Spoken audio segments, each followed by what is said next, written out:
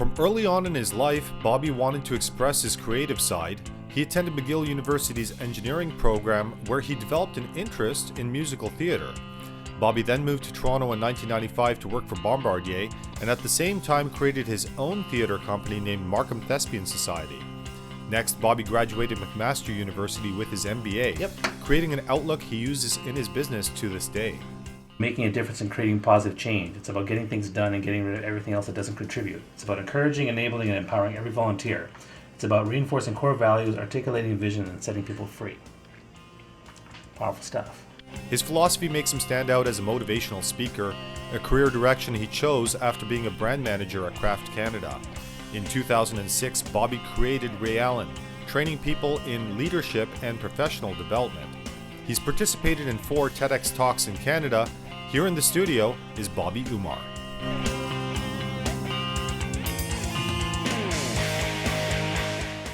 Thank you for joining us, Bobby. Now, your work in the field of self-development is quite extensive. You're published, you have nearly 140,000 followers on Twitter.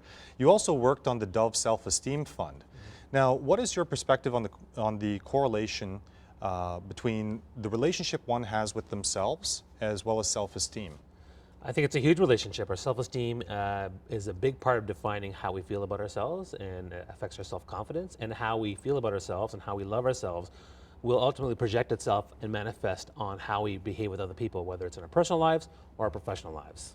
Okay, is there any other way of defining that relationship with self other than the feelings we have about ourselves? Well, it's not just feelings, it's behaviors, it's actions, it's the entire routine of what we do in our lives, but also you can define it in terms of how you look at your values and your interests and skills, and understanding, how people perceive you. So branding and personal branding is a big part of that as well. Okay, now, more often than not, when we think of relationships, we're thinking about marriages, we're thinking about romantic relationships, perhaps even professional relationships, but not very often do people think of this critical relationship we should be having with ourselves. Why do you think people ought to work on themselves before they start focusing on others? Well, the best we can be ultimately makes other people best too. So, if we can actually be amazing people and develop ourselves and be confident, have self-esteem, and feel the support and love of everything around us, it'll ultimately affect us as a parent, as leaders, and as friends. Okay, now, would you say that there are certain traits which come out from individuals that don't have a healthy self-relationship?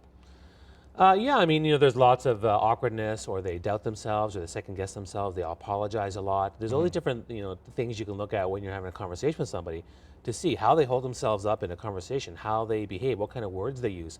Low self-esteem manifests itself in many, many ways, from physical to mental to other and socializations. So what are the spillover effects of those traits?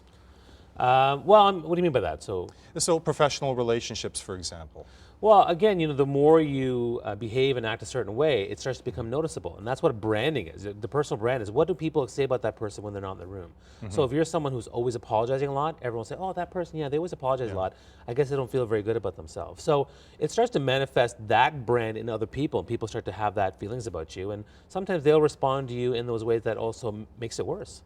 And what about personal relationships? It's the exact same thing. So if you're acting a certain way, and you'll have a partner that will see these things, well, they'll also react in a certain way, and sometimes it can get worse and can spiral out of control.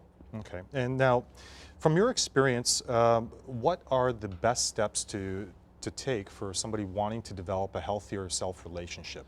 I think it's really critical for them to do a lot of self-reflection analysis. I think that's doing a deep dive into their personal brand, which includes their values, interests, skills, personality traits. I think they should get feedback from people that they love, from their support network, people that they care about, whether it's their family or friends. And then there's also a lot of online tools you can use to help you assess. Okay. And last question: are there any activities that a person can use to get in touch with themselves?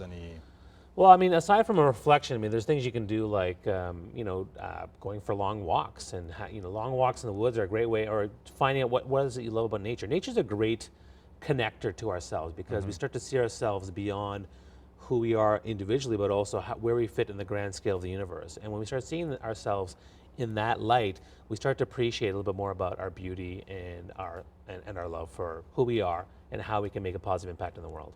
Well, thank you for joining us, and thanks for your insights.